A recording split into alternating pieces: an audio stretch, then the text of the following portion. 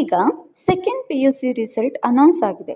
ಅದರಲ್ಲಿ N C ಅಂತ ಬಂದವರು ಅಂದರೆ ನಾಟ್ ಕ್ಲಿಯರ್ಡ್ ಅಥವಾ ನಾಟ್ ಕಂಪ್ಲೀಟೆಡ್ ಅಂತ ಬಂದ ವಿದ್ಯಾರ್ಥಿಗಳು ಕೆ ಸಿ ಟಿ ಎಕ್ಸಾಮ್ ಬರಿಬಹುದಾ, ಹಾಗೆ ಅದರ ಪ್ರೊಸೀಜರ್ ಏನಿರುತ್ತೆ ಅಂತ ತುಂಬ ವಿದ್ಯಾರ್ಥಿಗಳು ಕೇಳ್ತಾ ಇದ್ರು. ಸೊ ಅದಕ್ಕೆ ಈ ವಿಡಿಯೋದ್ರಲ್ಲಿ ಪೂರ್ತಿ ಮಾಹಿತಿ ಕೊಟ್ಟಿದ್ದೀನಿ.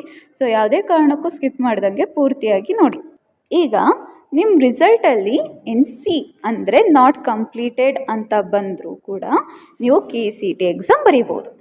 ನಿಮಗೆ ಅಡ್ಮಿಟ್ ಕಾರ್ಡ್ ರಿಲೀಸ್ ಆಗಿದ್ದೆ, ಹಾಗೆ ಅದನ್ನು ಡೌನ್ಲೋಡ್ ಮಾಡ್ಕೋಬೋದು. ಹಾಗೆ ಕೆ ಸಿ ಟಿ ಎಕ್ಸಾಮ್ ಕೂಡ ನೀವು ಕಂಪ್ಲೀಟ್ ಮಾಡ್ಬೋದು.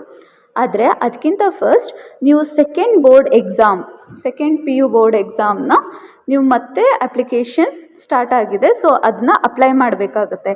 ಏಪ್ರಿಲ್ 17 ಲಾಸ್ಟ್ ಡೇಟ್ ಆಗಿರುತ್ತೆ. ಸೊ ಬೇಗನೆ ಯಾರ್ಯಾರಿಗೆ ಎನ್ ಸಿ ಬಂದಿದೆ, ಹಾಗೆ ಫೇಲ್ ಬಂದಿದೆ, ಹಾಗೆ ಮಾರ್ಕ್ಸ್ ಯಾರಿಗೆ ಸ್ಯಾಟಿಸ್ಫೈ ಆಗಿರಲ್ಲ ಅವರೆಲ್ಲ ಕೂಡ ಈ ಸೆಕೆಂಡ್ ಬೋರ್ಡ್ ಎಕ್ಸಾಮ್ನ ಬರೀಬೋದು. ಸೊ ಲಾಸ್ಟ್ ಡೇಟ್ ಬಂದು ಏಪ್ರಿಲ್ 17 ಇರುತ್ತೆ. ಅದಕ್ಕಿಂತ ಮೊದಲೇ ಈಗ ಯಾವ ಸಬ್ಜೆಕ್ಟಲ್ಲಿ ನಾಟ್ ಕಂಪ್ಲೀಟೆಡ್ ಅಥವಾ ಫೇಲ್ ಅಂತ ಬಂದಿದೆ ಅದಕ್ಕೆ ಅಪ್ಲೈ ಮಾಡಿ.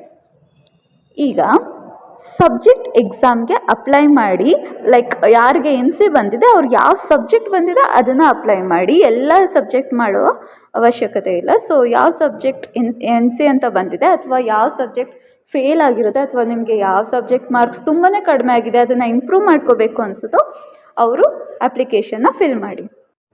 ಫಸ್ಟ್ ಅಡ್ಮಿಟ್ ಕಾರ್ಡನ್ನ ಡೌನ್ಲೋಡ್ ಮಾಡ್ಕೊಳ್ಳಿ. ನೆಕ್ಸ್ಟ್ ಸೆಕೆಂಡ್ ಬೋರ್ಡ್ ಎಕ್ಸಾಮ್ ನಿಮಗೆ ಯಾವುದು ಎನ್ ಸಿ ಅಂತ ಬಂದಿದೆ ಅದಕ್ಕೆ ಸೆಕೆಂಡ್ ಬೋರ್ಡ್ ಎಕ್ಸಾಮ್ ಬರೆಯೋಕ್ಕೆ ಅಪ್ಲಿಕೇಶನ್ ಅಪ್ಲೈ ಮಾಡಿ. Next K C T exam ಬರೀರಿ. ಹಾಗೆ ನೆಕ್ಸ್ಟು ಸೆಕೆಂಡ್ ಬೋರ್ಡ್ ಎಕ್ಸಾಮ್ಗೆ ಪ್ರಿಪೇರ್ ಆಗಿ. Second board exam April 24 start ಆಗುತ್ತೆ. ಸೊ ಎಕ್ಸಾಮ್ ಬರೆಯೋಕ್ಕೆ ನೀವು ಕೆ ಸಿ ಟಿ ಆದ ತಕ್ಷಣ ಪ್ರಿಪೇರ್ ಆಗಿ students.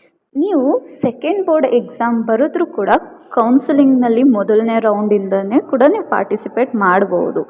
So all the best students. ಯಾವುದೇ ಕಾರಣಕ್ಕೂ ಟೆನ್ಷನ್ ಮಾಡ್ಕೊಂಡಲ್ಲೇ ಸೆಕೆಂಡ್ ಬೋರ್ಡ್ ಎಕ್ಸಾಮ್ಗೆ ಯಾರ್ಯಾರಿಗೆ ಎನ್ ಸಿ ಬಂದಿದೆ ಅವ್ರು ಫಸ್ಟ್ ಅಪ್ಲೈ ಮಾಡಿ. ಹಾಗೆ ಕೆ ಸಿ ಟಿ ಚೆನ್ನಾಗಿ ಬರೀರಿ. All the best students. Bye.